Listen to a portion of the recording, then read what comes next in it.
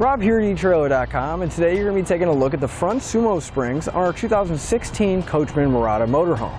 Now here at eTrailer we get a lot of questions about motorhomes, and the biggest one we get is about suspension upgrades. Because a lot of people, once they buy their motorhome, they go out for a trip, and what they don't realize is how top heavy they are and how much space there is to catch wind. When we're driving down the highway and we do have a big gust of wind, it really starts to push us around. So then we end up fighting the steering wheel, white knuckle driving the whole trip, not to mention the people in the back are getting nervous because they're getting thrown around inside. So those suspension upgrades are going to make it a lot more comfortable and a lot more feeling of in control when you're driving your motorhome. Another benefit of our helper springs is that it's going to take some of the stress off of our factory suspension because it's going to be supporting more of the weight of our motorhome, so our suspension doesn't have to do it alone. Which is also going to extend the life of our factory suspension because it's not under so much stress. Our SumoSpring is meant to replace the factory jaunt stop. And here we can see just how big of a size difference there is. Our factory jaunt stop, really all it's meant to do is go in between the frame and the axle and just prevent the two from contacting each other. We're not really ever going to get any kind of support or any help from the jaunt stop. This is really just to prevent from bottoming out. With a SumoSpring, it's going to provide a lot more cushion, so when we go over bumps, it's going to absorb a lot of those road shocks, giving us a smoother ride. And since they're going to work independently side to side, if we take a really sharp turn or if there's a gust of wind, one side will come down and start compressing, while the other side will start to stretch, keeping our motorhome nice and level. I do want to mention we have our motorhome lifted up by the leveling jacks right now, just so we have a little bit more room and so you can see underneath here. But you'll notice that there's going to be a gap in between the upper and lower section of the spring. And that's because it's going to be a two-piece design.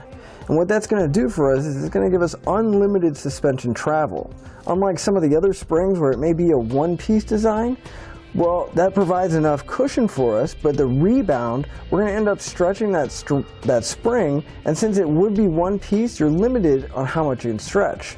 But the two-piece design means we're not going to have to sacrifice any kind of suspension travel. The springs are going to be made out of a microcellular urethane, and that's going to be nice compared to the rubber style ones because they're going to be completely maintenance free and they won't break down over time. They're going to be chemically resistant to most automotive chemicals like oil, gasoline, and even road salt. The springs were rated at 2,600 pounds, but keep in mind that's not meant to increase the capacity of your coach, they're just there to help support the weight. And whenever the weight does come down and our springs start to compress, the lighter the load we have, the softer they're going to engage. But the heavier load we have, or if we hit a bump or a really hard turn, the springs are going to compress harder and become stiffer.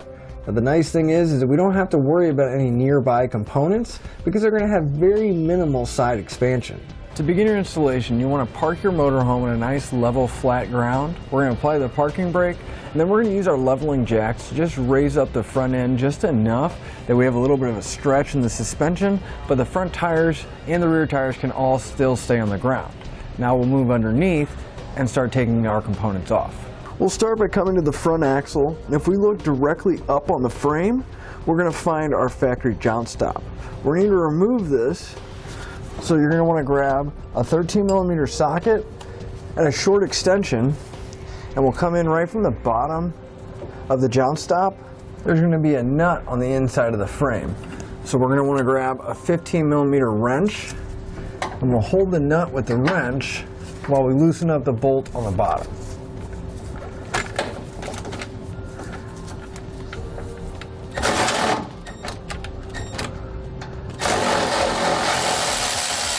You're going to want to hold on to the nut and to the bolt, but we're going to get rid of the jaunt stop itself.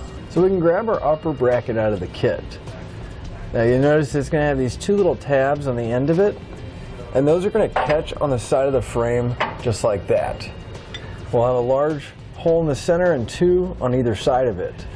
We want to grab the short 3/8 flange bolts out of our kit, and we're going to have those coming down through the bracket. Then we want to find the factory bolt that we removed, and we're going to come up through the bottom of the bracket, just like that, and it's going to go right back into the factory hole, and we're going to secure it down using the nut that we removed earlier.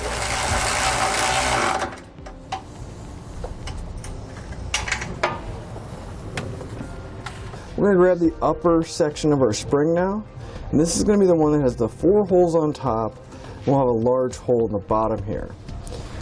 Now 2 of these threaded holes in top are going to line up with the 2 bolts that are dropping down through the upper bracket here.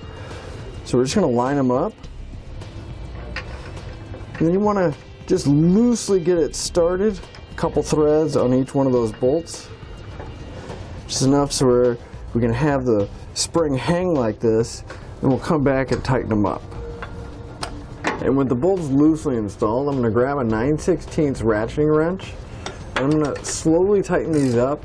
And when you do, you kind of want to go back and forth between the 2 so we don't close up that gap and get our wrench stuck. So we're just going to go back and forth, tightening one side a little bit, move to the other side until both bolts are all the way snug down.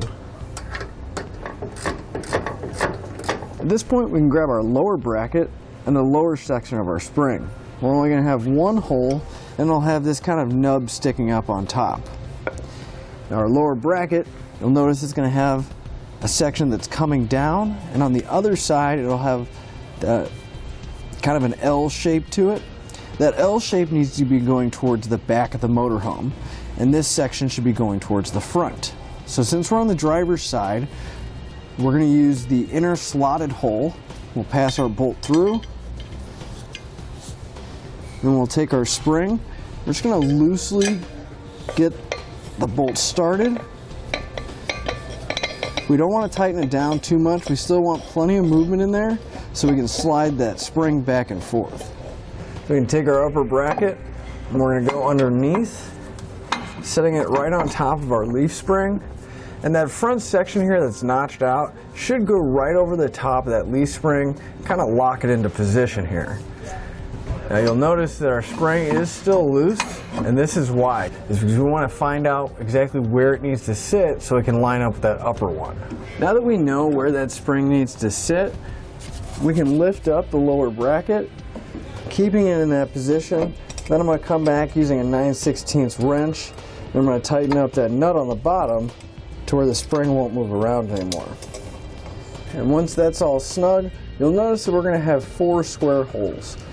2 towards the front going around the leaf springs, and then 2 on the back going around the leaf springs.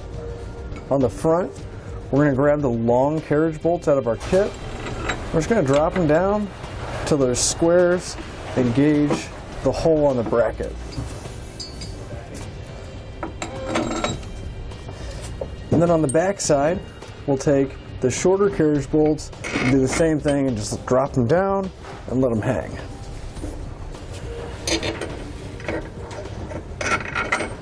We'll grab our saddle clamp. Now these are going to be kind of a C or a U shape, and you want that flat section to go up towards the leaf spring. We're going to pass our bolts through the 2 holes.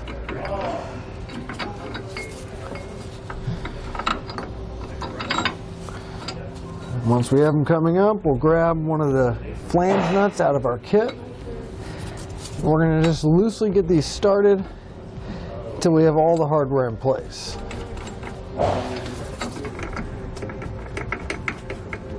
I'm going to come back with a 9/16 socket. I'm going to snug up all the nuts that are holding those bail clamps in place. Now when you do that, you want to alternate going back and forth between the 2 so we get an even clamping force and it doesn't bind up. Okay, I'm going to send you...